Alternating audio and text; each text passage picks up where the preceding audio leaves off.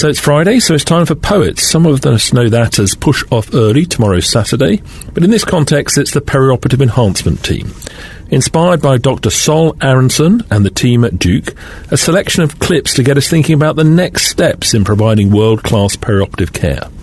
You'll find the full lectures in our back catalogue, or join us at the upcoming Perioperative Practicum for expert discussions, business case tips, and hands-on workshops.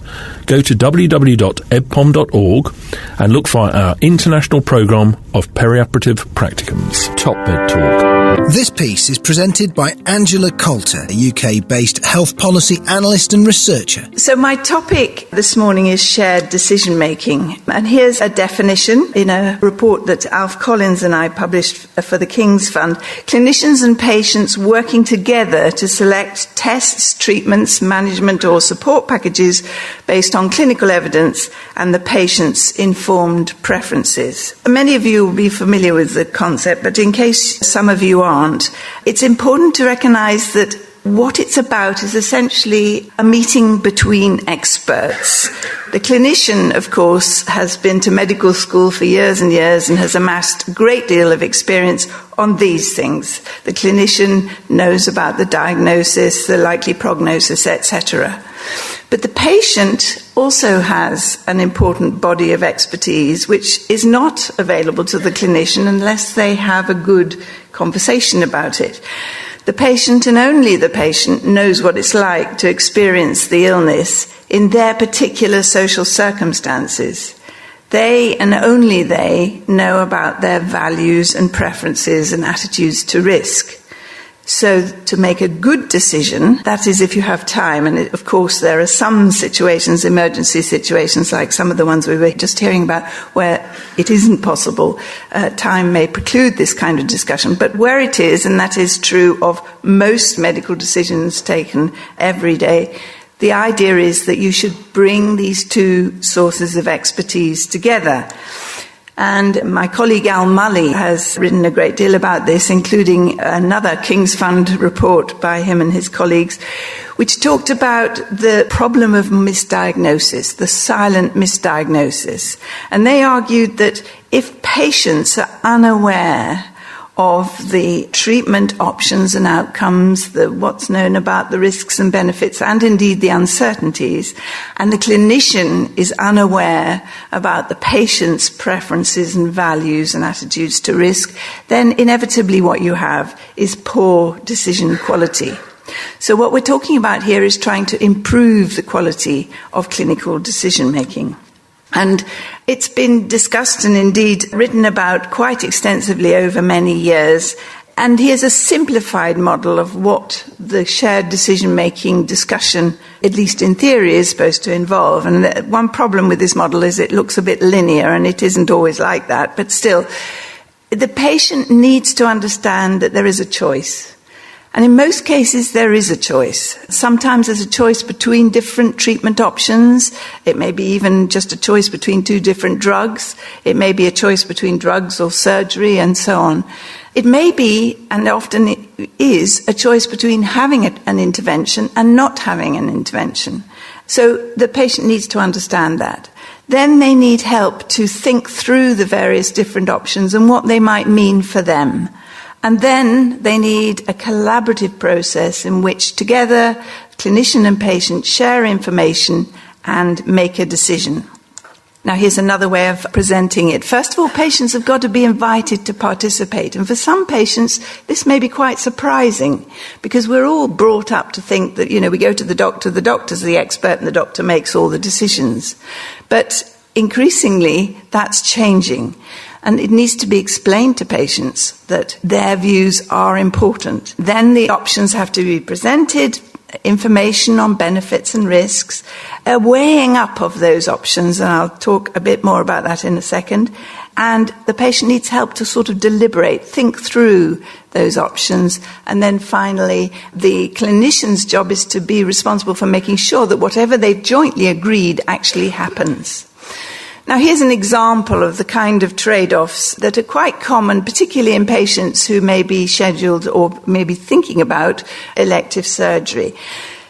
In many cases, I'm thinking about common operations like prostatectomy or hysterectomy. There are sometimes patients who know that these may well not be life-threatening conditions they're suffering from, may need to be reassured that lifestyle changes might make a difference, or medications alone, or indeed other interventions, or surgery.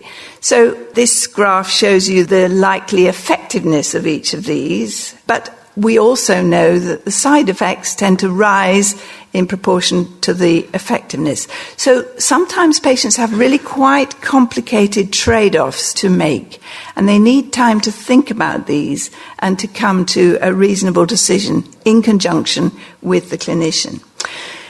In many years of research into how to communicate risk, which is quite a challenge, especially since most patients will not have advanced statistical skills or even know how to weigh up probabilities. So a lot of studies have been done to try to work out what people can understand and what people can grasp easily. We know that it's really important to explain uncertainty, that we can't absolutely predict what any individual patient is going to experience as a result of one treatment A or treatment B. We also know that although numbers may frighten people who have very basic mathematics, in fact numbers work better than words. People interpret words like rare or quite common very, very differently. It's much better to back them up with some sense of numbers. We also know that natural frequencies are much better understood than relative risk. Relative risk really is misunderstood by many patients and indeed many clinicians too. And even percentages can be tricky for some people. We also know that using specific time frames is helpful. So this is likely to happen within a year or within 6 years or whatever it is. And using constant denominators are better understood than using constant numerators. So, 1 out of 100, 5 out of 100, 50 out of 100, and so on. It's also helpful to use both positive and negative framing if you can. 1 in 1,000 patients will die as a result of this procedure, which means 999 will not die. Graphics can help, and I'll show you some examples. Where possible, individually tailored probabilities are much more useful than just what the average patient experiences. And it's also very helpful to make these risks more comprehensible by using everyday examples like crossing the road or winning a horse race or whatever it is. It's quite a complex process, and we have various tools to help with this. This is an example to show patients with a moderate risk of cardiovascular events what the likely impact of taking statins will be. And you can see on this Kate's plot, which I'm sure you're all very familiar with, the red faces are the people who will have a cardiovascular event, but the majority of patients in this category won't. And that's important for people to understand. And then they can also see that the yellow faces are the people in whom a cardiovascular event will be prevented, but we also know that it won't be prevented in everyone who's at risk. So this is an aid to a discussion rather than just something to be presented to the patient completely cold without any discussion.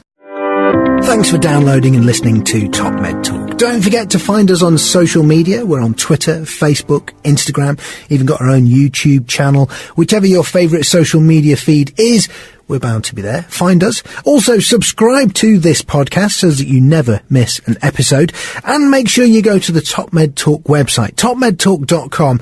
and get on board with the email updates. Oh, whilst you're at it as well, I suggest you download our entire back catalogue. We're categorising it at the moment. We're having a little look through it. It may not always be in the form that you currently find it. So if you get your hard drive ready for a full-on download via the website perhaps, or perhaps through your podcatcher. Oh, and if you fancy meeting us, why not go to the website ebpom.org/meetings. Our next big event is EBPOM USA, the Dallas Masters Course, a perioperative care practicum. Have a look for details of that and some of the other meetings coming up across the next year. ebpom.org/meetings.